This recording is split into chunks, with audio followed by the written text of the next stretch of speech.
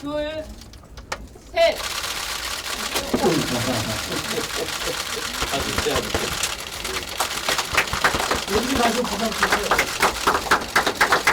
네, 사생국회가 열렸습니다.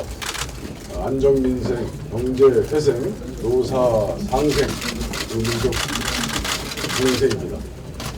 박근혜 정부 절반의 정부, 이미 절반을 돌았습니다만 반쪽 국민을 섬기지 못하고 있습니다. 경제 파탄, 더 무서운 것은 경제 위기에 대한 대응 능력의 부재입니다.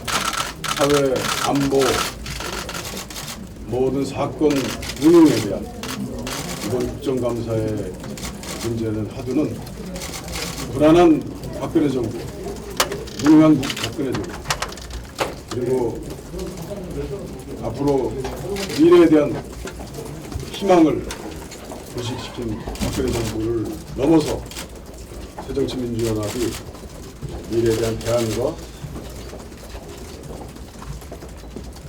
앞으로의 정책 대안 능력을 보여주는 국정감사를 할 수 있도록 하겠습니다.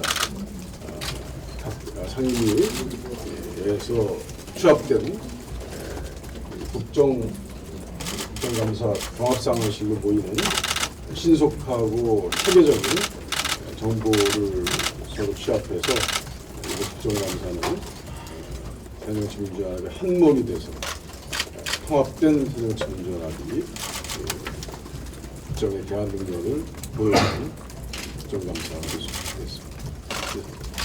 박사모마다 부탁드립니다. 이번 주 목요일부터 19대 국회 마지막 국정감사가 시작됩니다. 새정치민주연합은 밀린 숙제를 끝낸다는 각오로 이번 국정감사를 사생국감으로 만들 것입니다. 그 일환으로 오늘부터 원내 회의를 국정감사 대책회의로 전환해서 진행하겠습니다. 먼저 이종걸 원내대표님의 말씀이 있겠습니다. 예, 국정감사 대책회의로 전환한 첫 모임입니다. 이번 국정감사를 첫 번째로는 국민에게 희망을 드리는 민생국감, 두 번째 대기업과 중소기업 노사가 함께하는 상생국감, 민주주의와 인권을 지키는 민권회생국감, 한반도 평화와 통일경제를 이루는 민족공생국감으로 만들겠습니다. 어제 합의를 바탕으로 국회 경제민주화특위를 구성하겠습니다. 재벌개혁과 노동개혁, 경제민주화와 경제활성화는 동전의 양면입니다. 대기업과 중소기업, 기업과 노조, 원청과 하청, 대기업과 대리점 간의 양극화된 약탈적 경제 생태계를 이제 넘어야 합니다. 공정한 경제과 상생의 경제 생태계를 만들어서 경제 위기의 화고를 넘을 수 있습니다. 경제민주화특위를 통해서 대한민국의 지속가능한 성장 패러다임을 만들어 보겠습니다. 특수활동비 문제 해결의 실마리를 어제 만들었습니다. 특수활동비 제도 개선 논의를 우선 상임위 전체로 확대해서 문제를 쌍끌이로 해결하겠습니다. 예결위는 10월 중에 특수활동비 제도 개선 공청회를 열고 개선 방안을 마련할 것입니다. 이 제도 개선 사항은 2016년 예산안에 반영하기로 했고, 그리고 필요한 법 개정도 추진하기로 했습니다. 한중 FTA 비준 동의안 처리는 선 대책 후 비준의 원칙을 지켜야 합니다.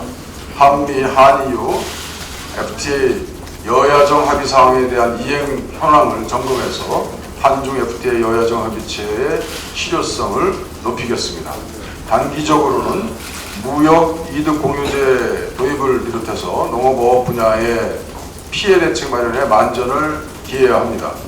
장기적으로는 중국에 대한 기술적 우위 유지를 위해서 기술 경쟁력 제고 방안을 마련해야 합니다. 우리 기업에 대한 투자 보호, 지적 재산권 보호 분야에서도 포괄적인 대책을 마련하도록 하겠습니다. 그리고 기타 사항이라고 되어 있는 아직 미해결, 미합의된 비준동호회 예안에서 누락된 불법 어록 그리고 환경 문제, 기타 문제에 관해서도 논의하는 것을 명시했습니다. 제 얘기가 아니고 원효철 원내대표가 문제 있는 재벌의 문제와 그에 대한 사실의 규명을 위해서는 예외 없이 재벌의 총수도 국정감사에 불러서 논의하는 것으로 했습니다. 분명히 그렇게 했습니다. 그런데 어제까지 각 상임위의 국정감사 증인의 현황을 보면 같은 입으로 두 말을 하는 것 같습니다. 지금 분명히 하겠습니다. 예컨대 어제 정무위에서 롯데 총수에 관해서는 국민적 여론에 못 이겨서 증인을 하기로는 했으나 그것을 해당 기관의 증인이 아닌 이미 문제 해결에 대한 막바지 상태인 종합국감에서 하기로 하는 것 같은 그런 잘못된 인식은 상임위에서 고쳐져야 합니다. 그것은 원내 대표가 분명히 한 말에 의해서 읽을 수 있습니다. 각 상임위에 진행되고 있는 이번 재벌 대책에 관한 문제는 한 입으로 한 말을 할 수 있도록 분명히 하도록 하겠습니다. 돌고래호 침몰 사고는 국민안전이 침몰된 또 하나의 사건입니다. 세월호 사고 후에도 달라진 것이 없습니다. 돌고래호가 통신 누절됐다라고 하는 신고를 받은 안전센터 근무자들은 23분이나 지난 후에 해경 상황센터에 이 사실을 보고했습니다. 실제 수색이 진행된 것은 사고 후 3시간이 지난 후였습니다. 결과적으로 또 구조당국은 골든타임을 놓쳤습니다. 세월호 사고 결과로 출범한 국민안전처라는 이름이 정말 부끄럽습니다. 장관은 유업지어 대응이 아니고 재난사고 대응이 안전처의 임무라는 것을 자각해야 합니다. 국민안전처는 단 한 사람의 생명이라도 구조해야 조직이 존재 가치를 찾을 수 있다는 것을 명심해야 합니다. 아직 국민안전처는 국민 앞에 안전을 말할 자격이 부족합니다. 안전처는 국민의 생명을 구하는 것이 조직의 생명줄을 찾는 것이라는 심정으로 실종자 수색에 나서야 할 것입니다. 계층별 소득구조 양극화가 더욱 심각해지고 있습니다. 지난해 소득 상위 1% 연봉이 2억을 넘었습니다. 전체 평균 임금의 7배 수준입니다. 지난 몇 년 동안 상위 소득 1%의 소득 증가율은 14%, 중산층보다 2배나 높았습니다. 형편없이 낮은 최저임금이 소득 양극화와 경기 침체의 주범으로 떠오르고 있습니다. 올해 최저임금은 평균 임금의 38%, OECD 권고치인 50%에 밑돌고 있습니다. 지난 2분기 가계 소비 성향은 2003년 이후 최저치입니다. 비현실적인 최저 생계비가 내수 침체에 마저 불러오고 있는 원인이 되고 있습니다.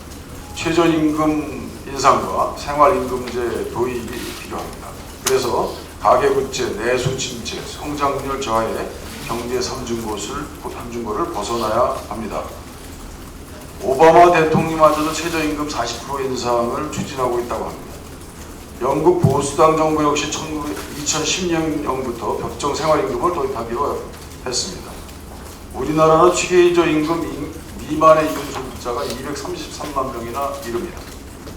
최저임금을 인상하고 생활임금제를 도입해서 경제적 파급 효과가 매우 크도록 해야 합니다.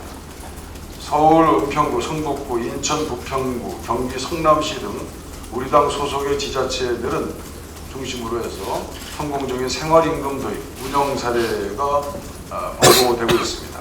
우리 새정치민주연합은 정기국회에서 최저임금 인상 그리고 생활임금 도입을 위한 법적 제도적 근거를 반드시 마련하겠습니다. 최저임금 인상, 생활임금 도입으로 내수 진작을 피하고 서민 생활의 안정이 될 수 있도록 하겠습니다. 이상입니다. 네, 감사합니다. 다음은 최재천 정책위의장님 말씀이 있겠습니다.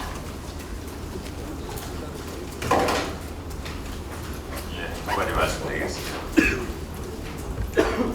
2016년도 예산안이 발표되는 날입니다. 오늘날 한국 사회는 불안의 징후를 넘어 위기로 치닫고 있습니다. 특별히 사회경제적 위기입니다. 문제는 경제가 아니라 불평등입니다. 전 세계적 보고서들이 인정하듯 우리나라 재정은 규모도 작고 총 조세 부담률도 높고 재정 지출 및 조세의 노진성이 대단히 미약합니다. 재정의 재분배 기능은 사실상 멍청입니다. 이런 상황에서 나라 재정은 불평등을 완화하는 쪽으로 정책의 초점이 맞춰져야 합니다. 총 조세 부담률을 높여 재정 규모를 확대해야 합니다. 당장에 여력 있는 재벌 대기업들의 법인세 인상이 필요합니다. 법인세 인하에 따른 투자 및 고용 효과는 매우 미약한 것으로 이미 판명되었습니다. 가계의 소득에 비해 기업 소득이 급증하는, 특히 사내 유보금이 과도하게 쌓여가는 사회 경제적 불평등의 유발 지점을 정확히 포착해서 조세 정책으로 풀어내야 합니다. 더 이상 법인세 감세 정책을 지속할 이유가 없습니다. 재벌 기업과 중소기업 간의 격차의 심화, 대기업의 정규직과 간접 고용과 비정규직의 격차, 생활권적 기본권조차도 보장받지 못하는 최저임금의 문제가 우리 사회의 불평등과 양극화를 심화시키는 주된 원인이라는 데 대해서는 누구나 동의할 것입니다. 그런데 정부는 위기를 위기라 말하지 않고 재정 정책의 전환에 더없이 게으르기만 합니다. 나라 살림은 너무나 중요한 문제이기 때문에 이를 결코 재정 당국에만 맡겨둬서는 안 됩니다. 법인세 증세를 통해 재정 규모를 늘리고 사회적 안전망을 촘촘히 하고 사회 서비스 분야를 강화하는 방향으로 나라 살림을 재설계할 필요가 있습니다. 우리 당은 민생을 살리고 경제를 살리고 지방을 살리고 재정을 살리는 4대 기조를 바탕으로 이번 예산 심사에 치열하게 임하겠습니다. 두 번째 이야기입니다. 시리아 출신 3살짜리 꼬마 난민 아일라의 죽음이 세상을 바꿔놓고 있습니다. 영국, 프랑스, 독일 정부가 드디어 난민 수용을 결정했습니다. 그리스 경제 위기보다도 이후에 더 큰 도전이라는 난민 문제 해결의 실마리가 마련되고 있습니다. 다시 한번 인간의 존엄이라는 인류의 보편적 가치를 되새깁니다. 그리고 과감한 정치적 결단을 내려준 유럽의 시민사회 그리고 정치 지도자들에게 견인을 표합니다. 두 가지를 생각합니다. 첫째, 우리는 유엔 사무총장과 세계은행 총재가 한국인이라는 자부심을 가지고 있습니다. 그런 자부심에 값할 수 있는 보편적 인류의 인도주의적 실천이 필요합니다. 이번 시리아, 아프가니스탄 출신 난민들을 받아들일 수 있을 것입니다. 필요하다면 공론화 작업을 정중히 요청합니다. 당장 실천할 수 있는 경제적 긴급 원조도 있습니다. 둘째입니다. 2015년 7월 현재 우리 정부에 난민을 신청해 놓은 사람은 모두 2,669명입니다. 우리의 난민 인정률은 고작 0.9%입니다. 유엔 협약국 인정률은 38%입니다. 나아가 통일 대박은 말뿐이고 북한 이탈 주의에 대한 무관심도 영 마음에 걸립니다. 더 나아가서 우리 사회에서 배제되고 있는 우리 안의 난민들, 소외된 이들에 대한 관심과 대책 또한 예산 발표 시점인 오늘 더 절박하게 다가오고 있습니다.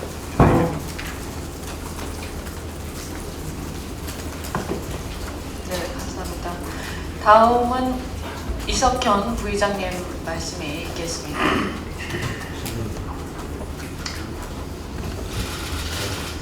세월호의 아픈 상처가 가시기도 전에 돌고래호 참사가 다시 일어났습니다. 과연 정부의 관심 속에 국민 안전이라는 것이 있는 것인지 의심스럽습니다. 정부는 국민 안전을 위해서 최선을 다해주기를 촉구합니다. 우리는 이번 국감을 통해서 국민의 혈세가 줄줄 새는 예산 낭비 구멍을 확실히 차단할 것입니다. 그 재벌 개혁과 중소기업에 대한 대기업의 중소기업에 대한 횡포를 지적해낼 것입니다. 영세상인과 서민의 삶의 고통을 덜어주는 그런 민생 국회가 되도록 국감에서 노력을 할 것입니다. 문희상 의원에 대해서는 검찰이 연초에 이미 조사를 해보고 문제가 없으니까 덮었던 사건으로 압니다. 문 의원은 전화 한 통 부탁한 적이 없다는데 성완종 메모 사건 때와는 너무나 대조적인 당국의 태도입니다. 요즘 새삼스럽게 문 의원 사건을 들먹이는 것이 정치적 의도가 아니기를 바랍니다. 이상입니다.